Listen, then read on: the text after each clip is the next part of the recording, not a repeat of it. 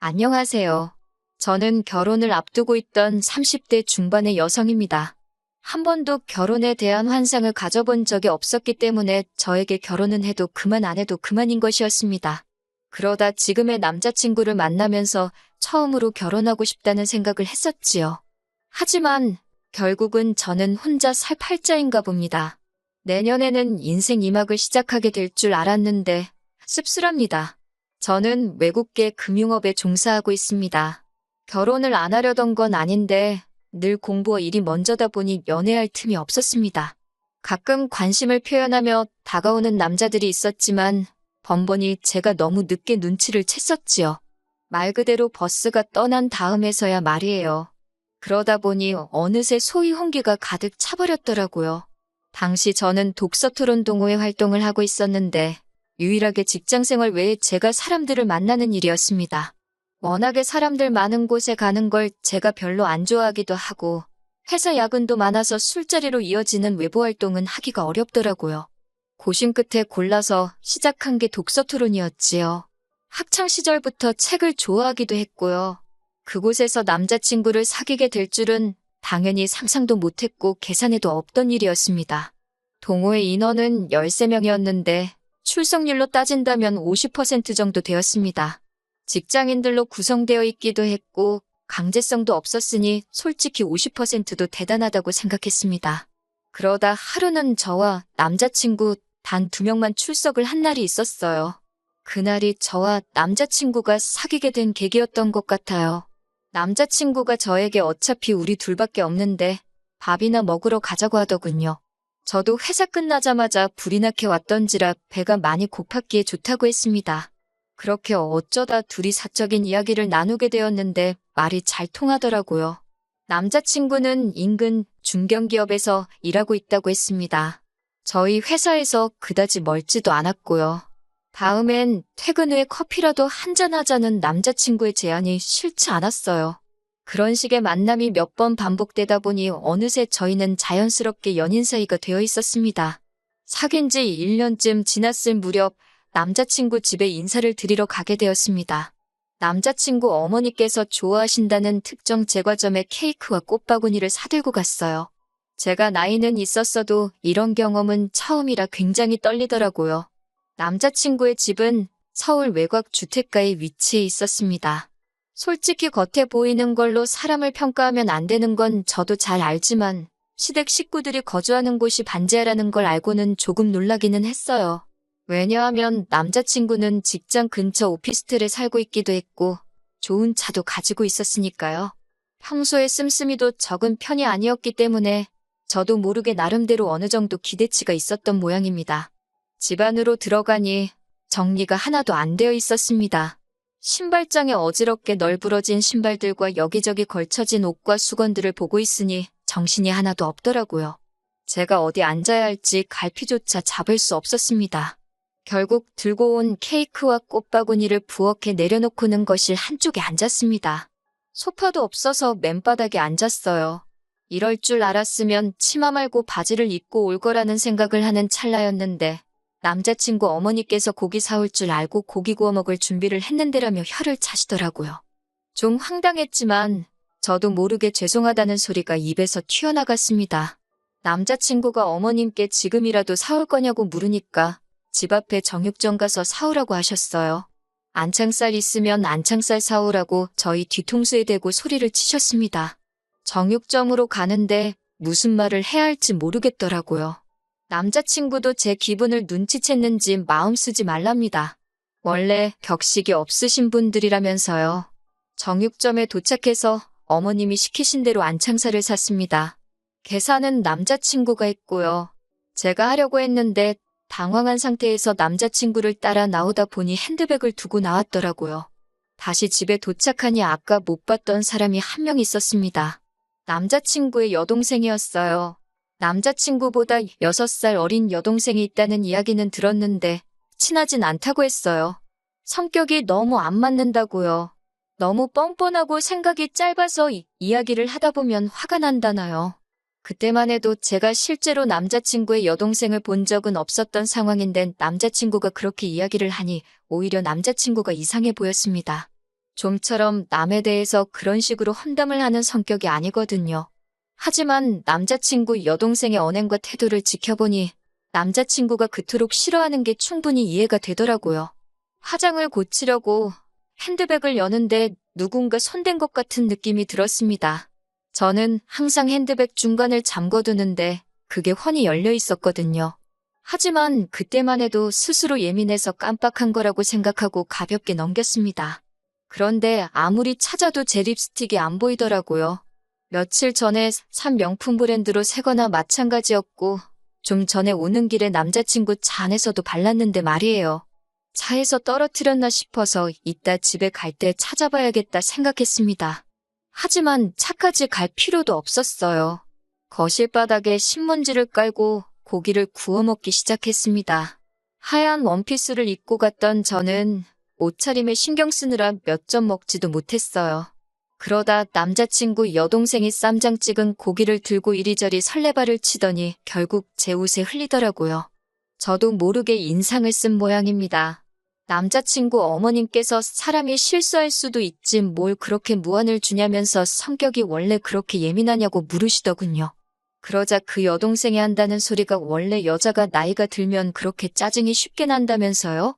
라고 저에게 묻는 거예요. 그제서야 알겠더라고요. 남자친구의 어머니도 여동생도 저를 마음에 들어하지 않는다는 걸요.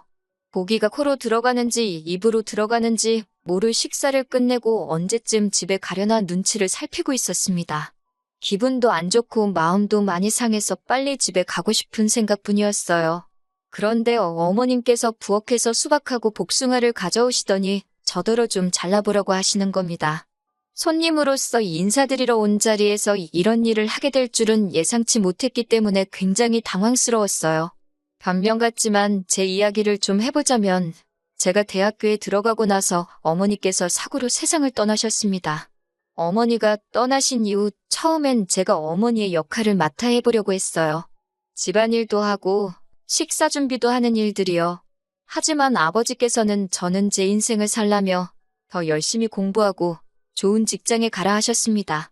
주부로서의 삶은 결혼하면 좋든 싫든 하게 될 것이니 미리부터 경험할 필요 없다고요. 그리고 절대 자랑은 아니지만 어려서부터 저는 비교적 유복한 집안에서 자랐습니다.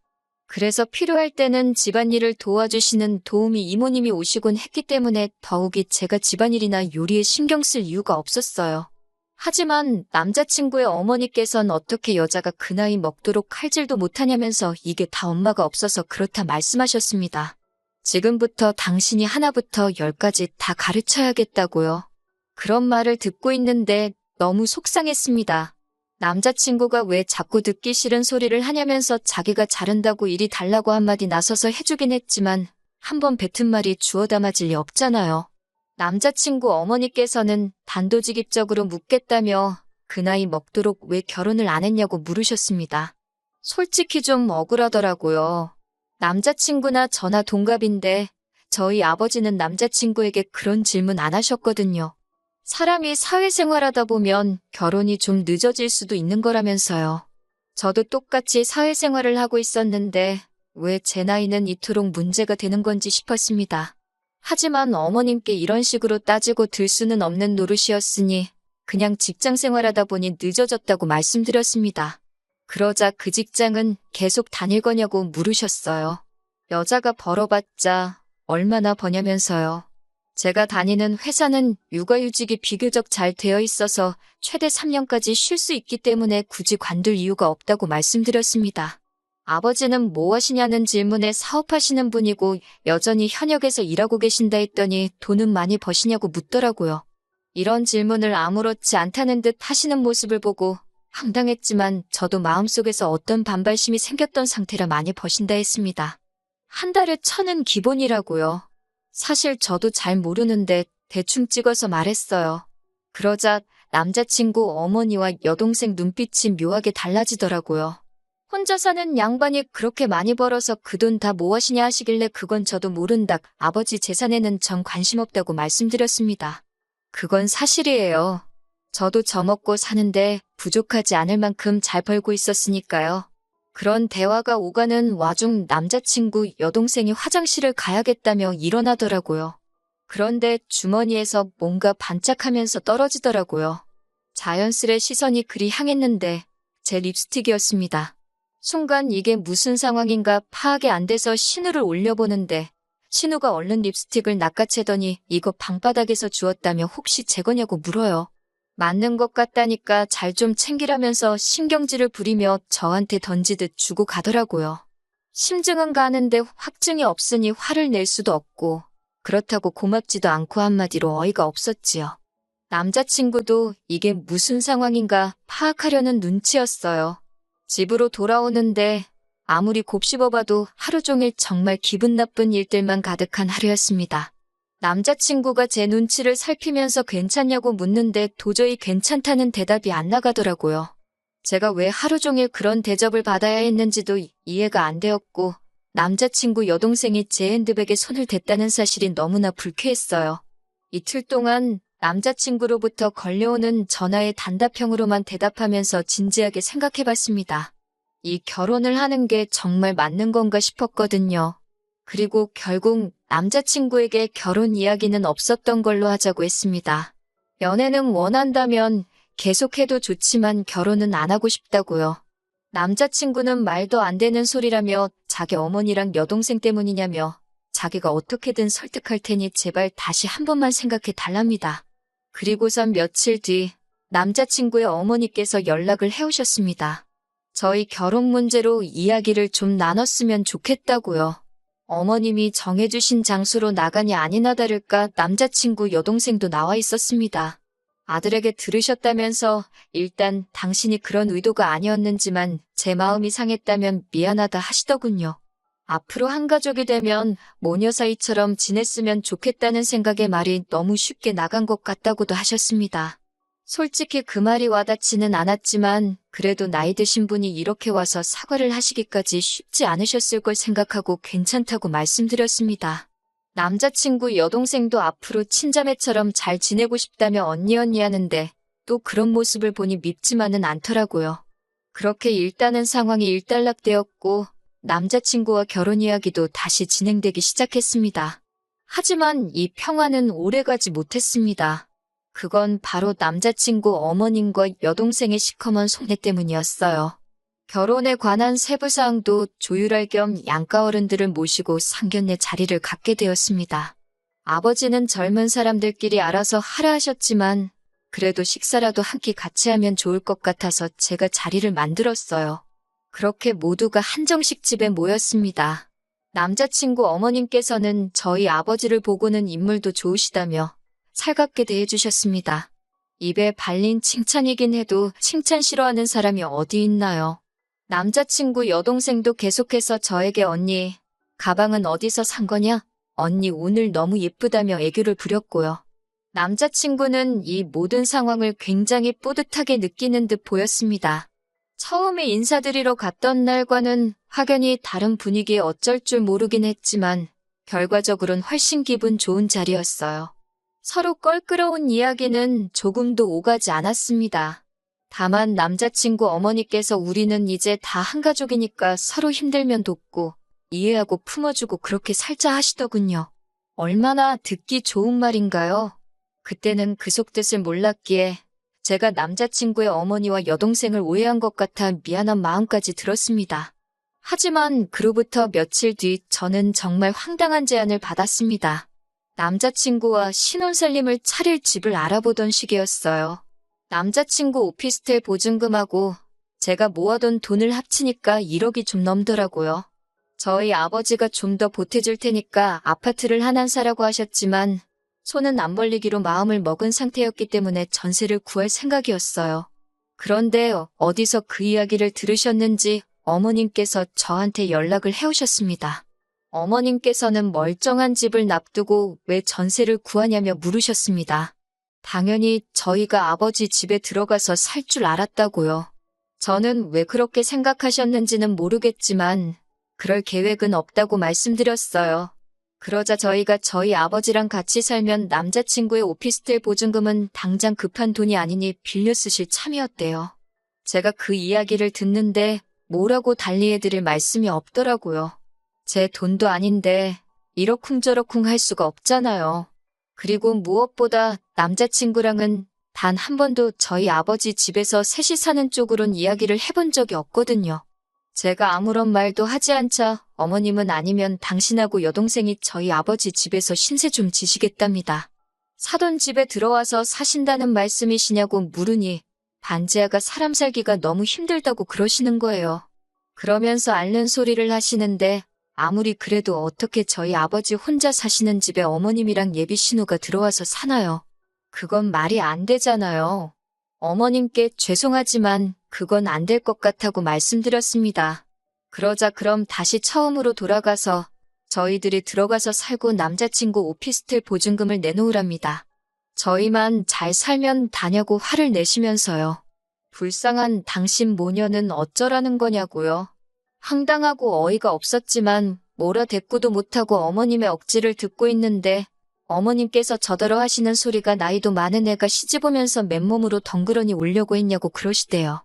내가 너한테 집을 사내라고 한 것도 아니고 내 아들 보증금은 내가 좀 쓸 테니 네 친정 가서 살라는데 그게 그렇게 어렵냐면서 말도 안 되는 소리를 계속 하셨습니다. 자꾸 나이 가지고 뭐라고 하시는데 누가 보면 제가 연하랑 결혼하는 줄 알겠어요. 나이가 많은 건 남자친구도 마찬가지였고 오히려 버리는 제가 더 좋은데 자꾸 나이로 저를 후려치시니 저도 굉장히 불쾌해지더라고요. 저는 결국 안 되겠다 싶어서 일단 남자친구에게 전화를 걸었습니다. 다행히 남자친구가 외근 중이라서 금방 왔습니다. 어머님은 남자친구를 보더니 오피스텔 보증금을 주고 저랑 결혼하던지 아니면 사돈한테 말해서 자기가 들어가서 살 수 있게 하던지 하랍니다. 말도 안 되는 두 조건을 주고는 양자택일을 시키니 남자친구도 얼빠진 표정으로 자기 엄마를 쳐다보더라고요.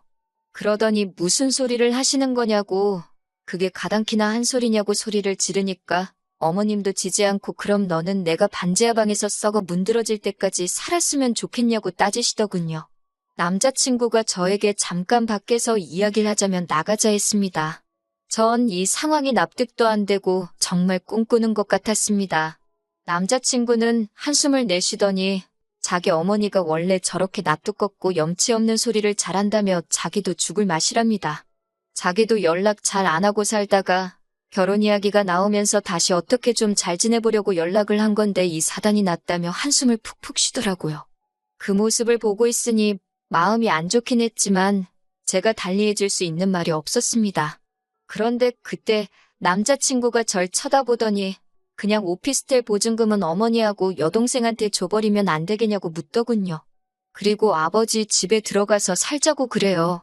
아버지가 50평대 아파트에서 저랑 둘이 사셨기 때문에 사실 저희 둘이 들어가서 살아도 부대낄 상황은 아니었고 아버지도 100% 들어와서 살라고 해주실 분이셨지만 전 그러고 싶지 않았습니다. 결혼하면 독립적으로 사는 게 당연하잖아요. 제가 그건 절대 안 될 소리라고 하니까 그럼 자기더러 어쩌라는 거냐고 소리를 치더군요. 제가 냉정하게 왜 당신 어머니가 집이 없으신 것도 아닌데 왜 거주 문제를 우리 결혼식을 통해서 해결하려고 하시는지 이해할 수가 없다고 했습니다.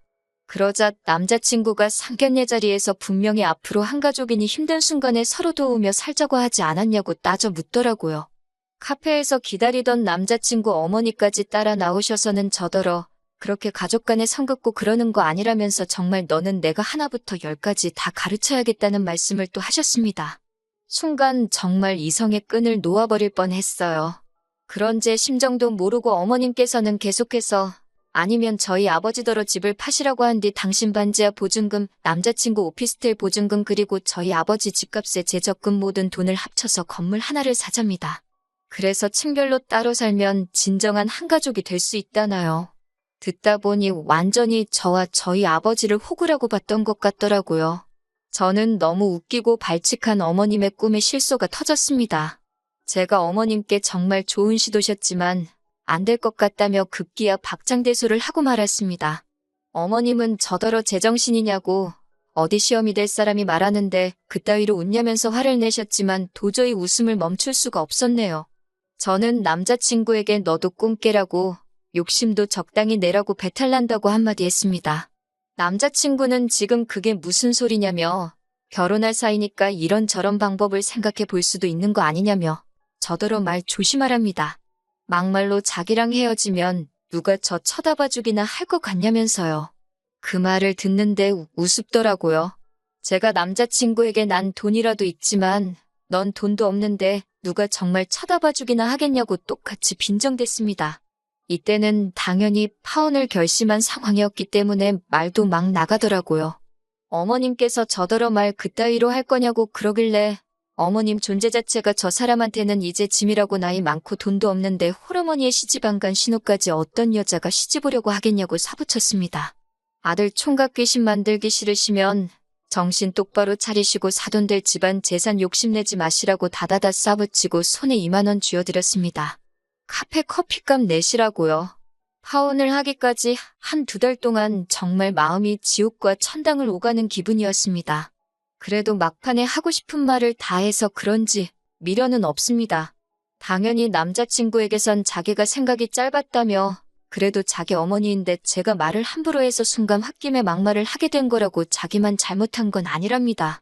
그래도 자기가 남자니까 먼저 사과한다고 서로 잘 이 고비를 잘 넘겨보잡니다. 헛소리엔 매가 약인데 차마 몽둥이로 때릴 수도 없어서 그냥 무시했지만요. 무슨 연락이 오건 읽기만 하고 한 달 동안 싹 무시만 했더니 더 연락은 안 옵니다. 지금 무슨 생각을 하고 있을까요? 절 놓친 걸 후회하는 것 같긴 합니다. 독서 동호회 사람들에게 절 수소문하는 것 같더라고요. 저는 더 이상 동호회에 나가지는 않지만 그 안에 아직 친한 몇몇의 사람이 남아있었기에 상황을 들을 수 있었네요. 결혼은 어쩌면 제 인생엔 없는 이벤트일지도 모릅니다. 하지만 나쁜 일이 있으면 좋은 일도 있는 법이잖아요. 이번 일로 액땜했다 생각하고 좋은 일 기다리면서 살아볼까 봐요.